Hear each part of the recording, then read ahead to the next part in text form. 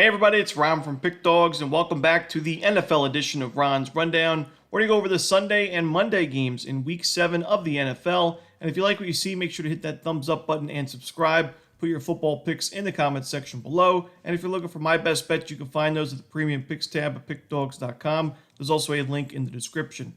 Alrighty, here we go. We had a little bit of a tough week last week in Week 6, so we look to bounce back here. Here are the games for Week 7. First up, the London game between the New England Patriots and the Jacksonville Jaguars. This one's going to be a 9:30 a.m. Eastern start time on NFL Network. And we see the Jaguars as a pretty sizable favorite in this game. Total is right around 42 points. This is a spot where, while the Jaguars have had success in London and had plenty of experience playing in these London games, I just can't lay this many points with a team that we saw in that first London game where I actually like the Jaguars in that one against the Bears. They look lifeless at times in that game. We saw a couple of post-game interviews that were pretty concerning, from members of the Jaguars that kind of seems like this team is not necessarily given up, but it's getting to that point. The Jaguars have really struggled this season, and I just can't lay this many points. I know the Patriots have really gone through a tough stretch themselves offensively. The offensive line going into the year was already considered one of the weakest, and then the injuries piled up. So, this team has not been able to run the football consistently. They've given up 4+ sacks in 3 of the last 4 games, but I don't know if the Jaguars have a tough enough defense to keep New England off the board. I still think that the Patriots defense, especially in the secondary, is good enough in a game like this. So in a classic, pretty boring, low-scoring London game, I like the Patriots to cover the number.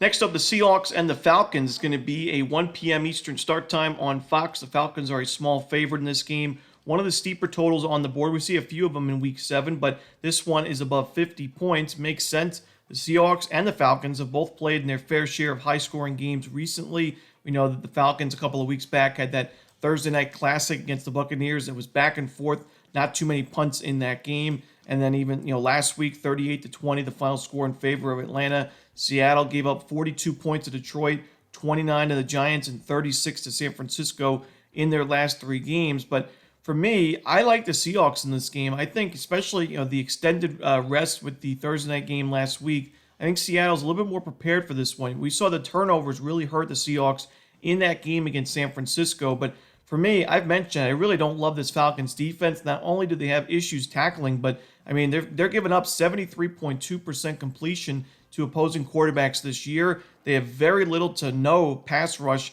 You see they've only had 2 sacks combined in the last 4 games, 3 sacks combined in the last 5. So it's been one of the weakest. Only getting sacks on 2.6% of their opponent's passing plays. I think Seattle and Geno Smith has a much better day offensively. And while I'm not a huge fan of the Seahawks defense, I think they make enough stops. I think they are the better defense in this game. And getting a couple of points, I think there's value there with the Seahawks. So give me Seattle in this one.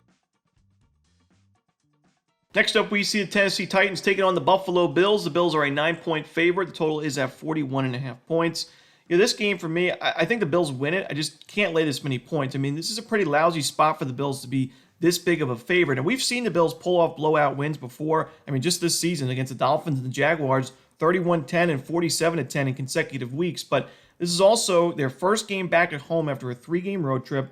Your first game since the big win over your rivals in the Jets on Monday night. So it's a bit of a letdown spot here. And like I mentioned, the Titans, solid defensive team. The run defense is strong, but the secondary is even better. They have not given up 200+ passing yards to any of their opponents this season. Yes, they haven't necessarily faced the toughest of opponents in terms of the quarterbacks, but that's still really impressive, even in today's NFL, to give up less than 200 per game in all those games. And recently they've been better in terms of taking care of the football. They've been even in the turnover battle the last 2 weeks. So for me, I think the Titans do enough here. We see a very low total. A lot of these dogs getting more than 6 points have been cash money this season, whether it's against the spread or even a few nice upset wins. I don't think the Titans win this game, but give me the points with Tennessee. Next up, the Cincinnati Bengals taking on the Cleveland Browns. We see the Bengals as another big favorite here, laying 6 points, and the total is at 41.5, another low total in this game. But I actually like the over in this one. I think we see both offenses open it up quite a bit. Cleveland, we know, have been one of the worst teams offensively this season, but they do look like they're going to be getting Nick Chubb back in this game. He is, when healthy, one of the best running backs in the league, and behind still an offensive line I'm not ready to give up on. I think the Browns have their best offensive showing of the season in terms of yards. They've been held under 300 yards every game this year, but I think this time they cracked the 300 mark and put up some points. But I do think most of the heavy lifting is done by Cincinnati, whose offense, after a slow start to the year, has gotten going. Now, the game against the Giants wasn't their best showing, but it was also a Giants team that's been impressive this year defensively. And late in that game, Cincinnati definitely got going and put up the points to hold on to that lead. They scored some late points. Chase Brown, nice touchdown at the end. But I think Cincinnati has a strong day offensively. I think the Browns defense going into the year was one of the most hyped up units in the NFL, and it's fallen flat quite a bit. I mean, against the Eagles, while they only gave up 20 points, it was 372 yards, but against the Commanders the week before, over 400 yards. So I think Joe Burrow has a strong day. I think the passing game, Jamar Chase, T. Higgins have solid days themselves. So I'm going to go with the over here in a division battle. Next up, we see the Houston Texans taking on the Green Bay Packers. We see the Packers as a 2.5-point favorite. The total is at 47.5 points. And I think these are two of your best offenses in the NFL, but I do think the Texans have the better defense in this game. And getting this kind of price and plus money on the money line, I think that's where the value lies in this one. But it should be a great game. It's honestly one of the tougher games to handicap in the 1 o'clock window. I think it's going to be one of the more entertaining games. But for me, I think the difference maker is, Jordan Love's thrown 4 interceptions already this season, and that's not even playing all those games because of the injury. And the Texans do such a good job at getting pressure on the quarterback, on opposing quarterbacks, earning sacks on over 10% of their opponent's passing plays. So if Jordan Love, even if he's not being brought down, which the Packers' offensive line's held up pretty well, if he's under duress, I think the mistakes are going to come up, and I think that that's going to be the difference maker. And in a close game, one interception, one way or the other, could really flip the game. I think it's going to be in the advantage of, or the benefit of the Texans in this one. So give me Houston. I'm going to take them on the money line, getting plus money. Next up, the Miami Dolphins taking on the Indianapolis Colts. The Colts are a 3-point favorite. The total right now at 43.5 points.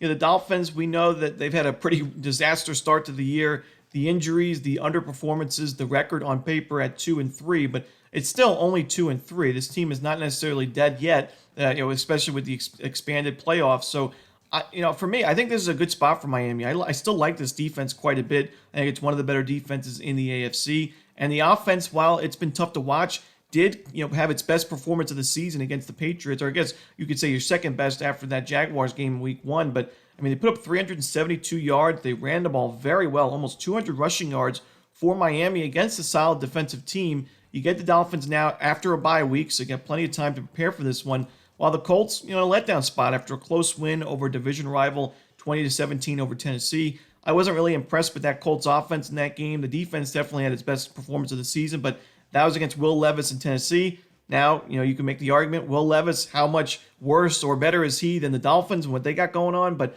for me, I still think this Colts defense is one of the weakest in the AFC and really in the league. I think that's the difference maker for me. Getting points with the better defensive team with more time to prepare. I'm going to go with Miami in this one plus the points. Next up, we see a game. It's going to be the game of the week for a lot of people, and for good reason. The Detroit Lions and the Minnesota Vikings. A combined record at 9-1 for these two teams. The Lions are 2-0 on the road. The Vikings, of course, 3-0 at home this season, and they're playing for the top spot in the NFC North. Should be a great one. In this one, I'm looking at the total. I like the under in this game. I know the Lions suffered a crushing blow, losing Aiden Hutchinson for what looks like, definitely the regular season, but potentially a good chunk of the postseason, maybe the entire year.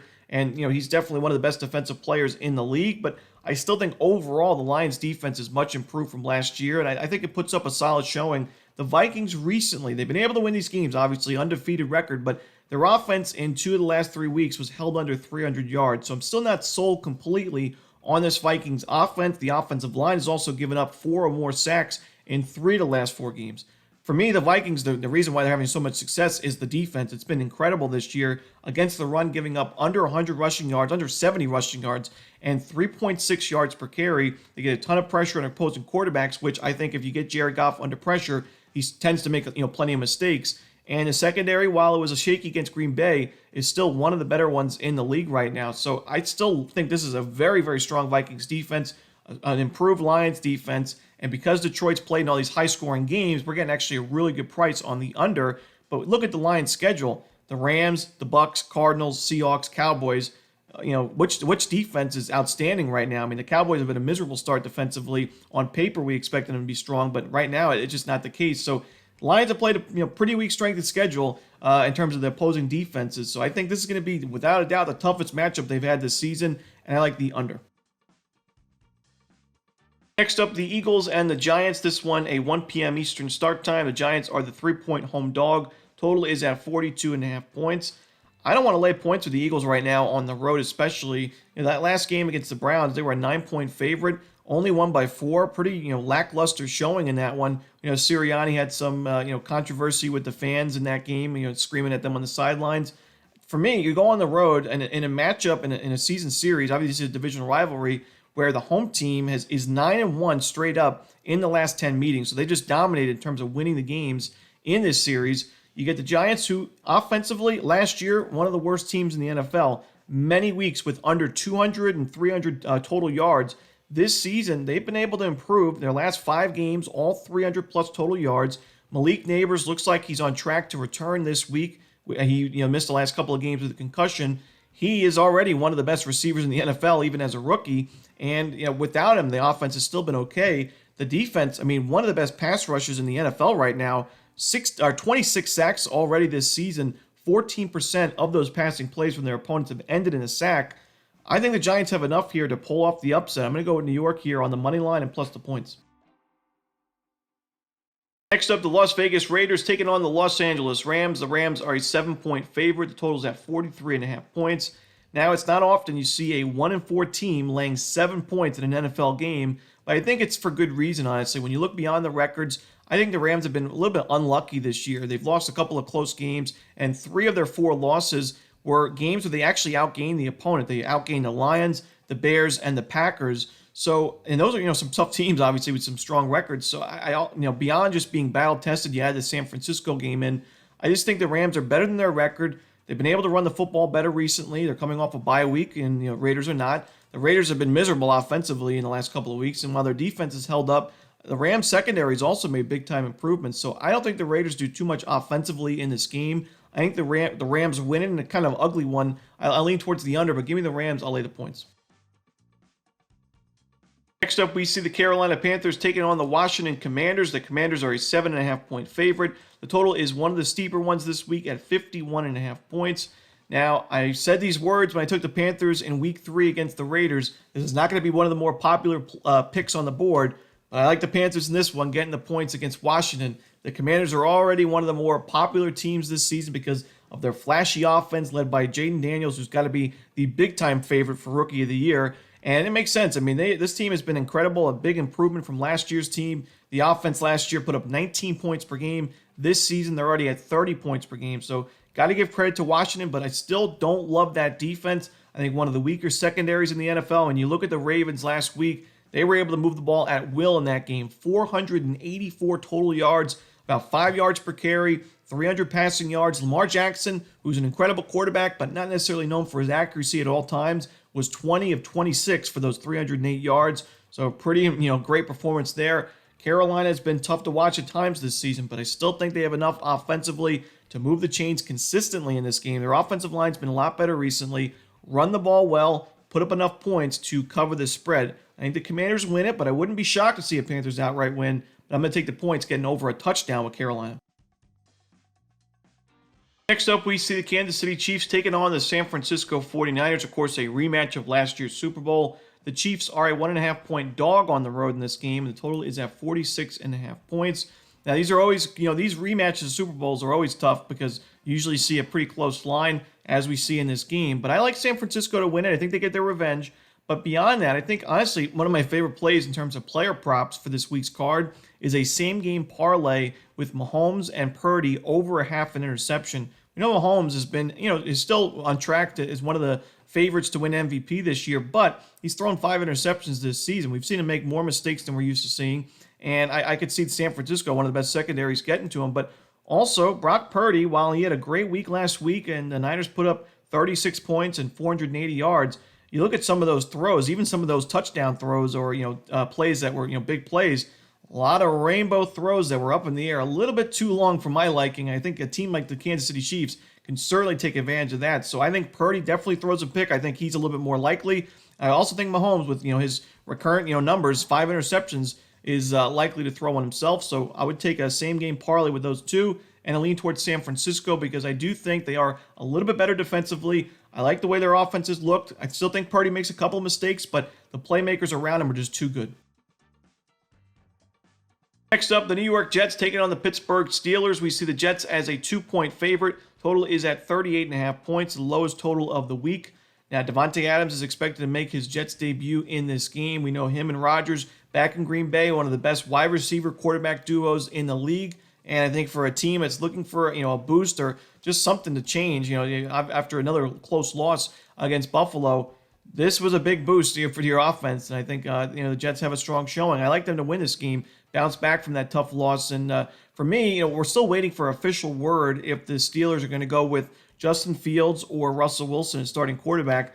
For me, I'd be shocked if Justin Fields doesn't get the start. I mean, you lead your team to a 4-2 record. You put up 30-plus points in the last game. I mean, how do you sit a guy like that?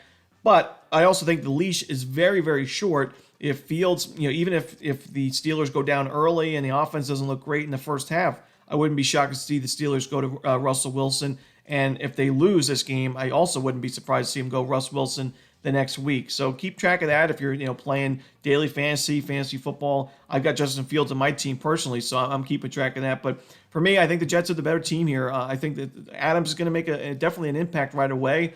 I think the Jets are still a lot better than their current record. 2-4 record, but we've seen them playing close games. They played a tough schedule, and a couple of missed field goals away from potentially winning that game against Buffalo last week. They outgained them 393 to 359. So still, they ran for 6 yards per carry. Breece Hall on a nice play. I think the Jets win this game, and I'll lay the points. Next up, we see the Baltimore Ravens taking on the Tampa Bay Buccaneers. The Bucs are a 3.5-point home dog. Total is at right now 49.5 points. This is a game where you got to tip your cap to Baker Mayfield in this offense. It's been unreal recently.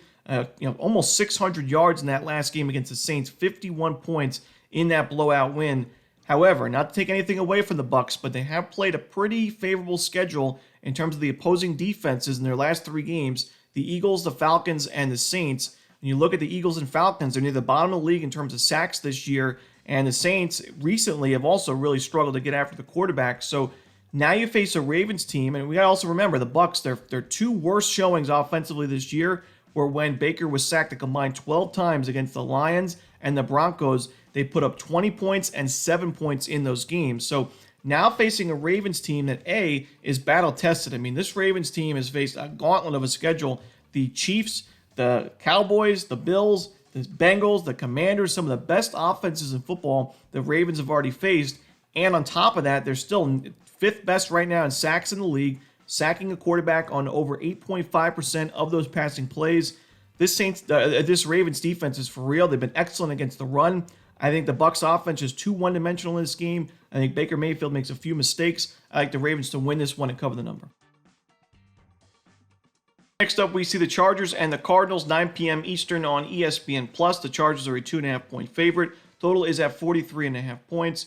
Now, when you look at the Chargers' 3 wins this season over the Raiders, Panthers, and Broncos, I think one of the common denominators with those 3 teams is inexperienced or just weak in general quarterback play, and you're not facing that here in Kyler Murray. I mean, Murray's definitely the second best quarterback that the Chargers will face this season, and I think that's an issue. I think the Chargers defense, obviously on paper, looks strong, but I think it's a little bit overrated. The offense has not really been great overall this season, scoring just 18 points per game, 281 yards per game, and only 15 first downs per game.